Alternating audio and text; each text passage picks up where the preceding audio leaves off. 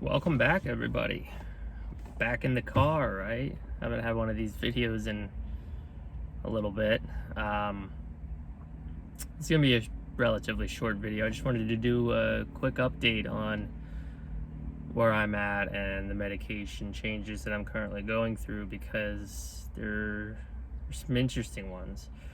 Um, so let's just start by recapping what I'm on right now. Daily 20 milligram Lexapro, that's maxed out. My doctor said, of course, you can go higher, but he doesn't really want to go higher on that with me right now. 10 milligram Adderall, extended release twice a day, one in the morning, one around lunchtime. And that's 5 days a week, 2 days off a week. He's given me the flexibility to, I could take it 6 days a week, or I can like move it around when I take it. I haven't quite worked up to that point yet, or I don't know that I want to do that, just because you do risk building a tolerance, and I don't, that scares me. I don't really want to become like dependent. I mean, I'm dependent upon the Lexapro. I'd probably go through pretty hardcore withdrawal if I stopped taking it, but you're just adding on more stuff that you're, needing on a daily basis, and there's a huge shortage of it right now in the country because the FDA won't approve more. It was this whole thing. Maybe I'll do a video on it about like during COVID, a lot of people got prescribed Adderall remotely, and the FDA is questioning whether a lot of those prescriptions are legitimate or not, and they don't want to give the thumbs up and the okay to make more of this because they don't want it getting in the hands of people who don't need it, which I understand, but there are people like me, and certainly more severe cases, who need that medication, who are struggling right now. And then I am on 1 milligram Klonopin as needed. Usually that ends up being like once, maybe twice a week. Some weeks I don't take it at all. I have noticed a couple different things with the Adderall. Like, that stuff really gets me going and makes me more productive, but it also makes my anxiety a little bit more apparent. I get like a fleeting in my chest, kind of like, it's not anywhere near where it was before I started the medication, but it's like I can feel it being suppressed, but it's not as suppressed when I'm off the Adderall. Like right now, today is a day I did not take it, and I have almost no physical symptoms of anxiety, or if I do, very few. But conversely, I'm significantly less motivated to do stuff. I feel rather sluggish. And, I kind of, if anything, it's kind of affirmed that ADHD diagnosis that I got, because it's so, I mean, when it's really bad, it feels like there's sludge in my head. And I don't think it's, like, I used to be on Effexor, and that, like, really made me, I hate, because it's so stereotypical, it makes you feel like a zombie type thing. But Effexor really spaced me out and made it so difficult that I couldn't think. Like, even just thinking was difficult.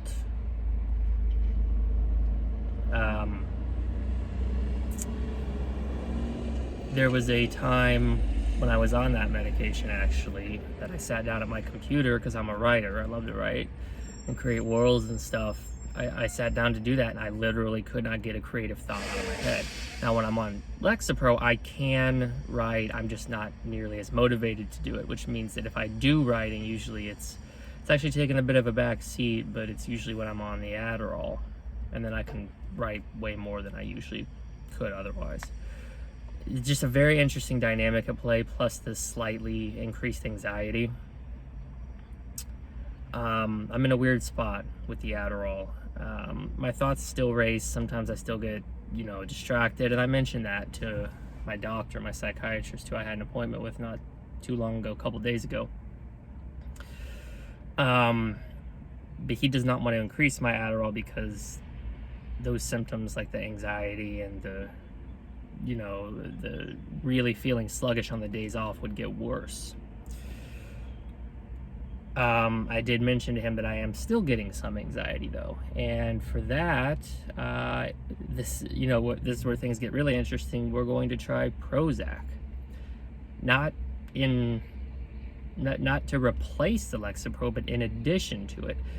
And of course, taking 2 SSRIs, that freaks me out because I go online and I see, oh, you're gonna get serotonin syndrome, this, that, and the other thing.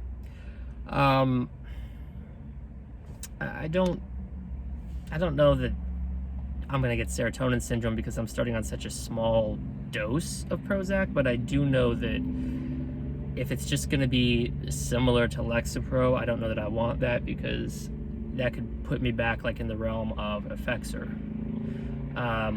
where I'm just, all symptoms are more reduced, but I'm also not really able to do anything that I want to do. Everything's all spacey upstairs. Further complicating matters, SSRIs take weeks to work, so I could get really bad impression right out of the gate, and then, in 3 or 4 weeks, it's fine. Like, I've leveled out. But I'm trying not to be too negative with it.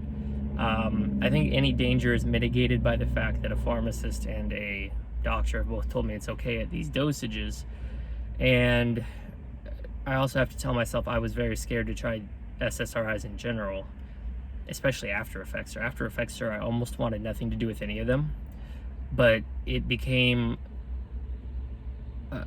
like Lexapro, for any negative aspects I could say about it, has helped me out a lot. So I don't not want to be on them, and Prozac could help. There's a reason that he chose to prescribe me this, so I'm going to try to remain optimistic, and I'm going to give it a shot, open-minded shot. I'm going to try not to get too caught up in, oh God, I'm feeling this, I'm feeling that, it must be the Prozac, we got to cut that out. I think it could even be an interesting, maybe small docu-series over, me trying a medication for the first time, because almost every single one of these videos where I do these reports is almost after the fact. So I think like maybe documenting it as it's actually happening could be really interesting, as well as, just putting it out there as something that you could try. I understand that not a lot of doctors do this from my research, but in certain cases they do, and my doctor said he felt like I was a good candidate for it. So that's where I'm at. I just wanted to give an update. I always like to keep everybody updated with what's going on with me and what I'm taking, how it's affected me, so on and so forth. I appreciate you guys. I'll be back with more content soon here on Adapting to Anxiety.